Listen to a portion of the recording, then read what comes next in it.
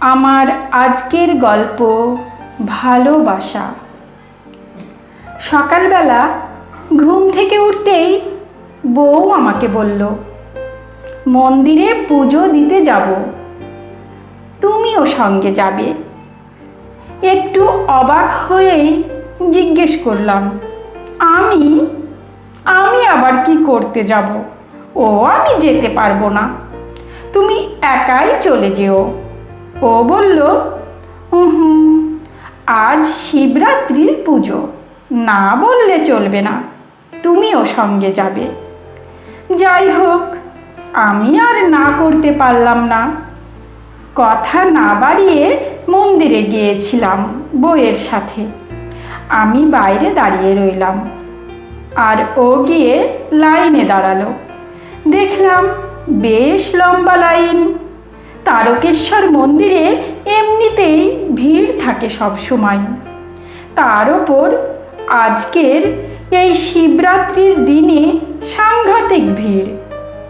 একদিকে মেয়েদের লাইন আর অন্যদিকে ছেলেদের।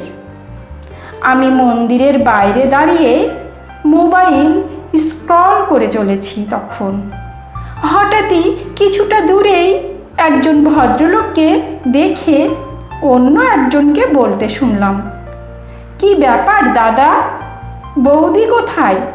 তুমি আজকের দিনে পুজো দিতে এসেছো?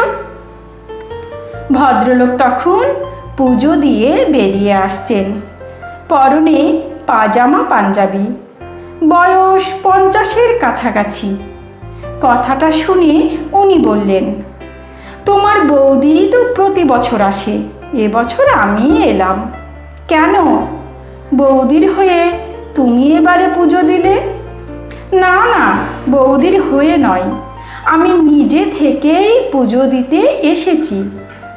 জানো অনিমেষ, তোমার বৌদি বলে 7 জন্মের পুণ্য করলে তোমার মতো স্বামী পাওয়া যায়। আমাদের তো প্রেম করে বিয়ে, সেই বিয়ের আগে থেকেই দেখছি শিবরাত্রির দিন উপোস করে পুজো দিত।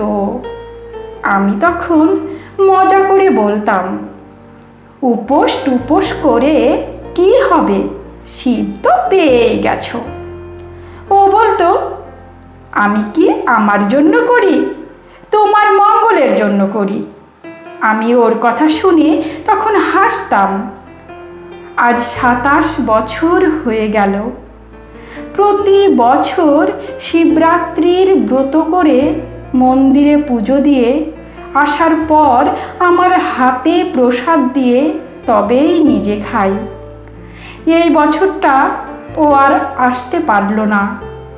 আমি তোমার বৌদিকে বললাম, তুমি তো এত বছর ধরে আমার মঙ্গল চেয়েছো, মহাদেবের কাছে আমার জন্য প্রার্থনা করে গেছো। এই বছর আমি তোমার জন্য প্রার্থনা করব, তাই সকাল থেকে উপোস করে আছি। লাইনে দাঁড়িয়ে এই পুজো দেওয়া হলো, মহাদেবের কাছে ওর জন্য প্রার্থনা করলাম। বাড়িতে গিয়ে ওকে আগে প্রসাদটা দেব, তারপর আমি খাবো। জীবন কখন কাকে যে কোন পরিস্থিতিতে নিয়ে গিয়ে ফেলবে কেউ জানে না। ভালোই চলছিল সব, তারপর পথ বাঁক নিল অন্য পথে। কেন যে এমনটা হয় কে জানে। আসলে তোমার বৌদির ক্যান্সার, অনেকটা দেরি হয়ে গেছে, 3rd স্টেজ, কেমো চলছে। মহাদেবের কাছে ওর ভালো থাকার, সুস্থ থাকার প্রার্থনাটাই করলাম। আসি ভাই। তোমার বৌদি হয়তো চিন্তা করছে দেরি হচ্ছে বলে।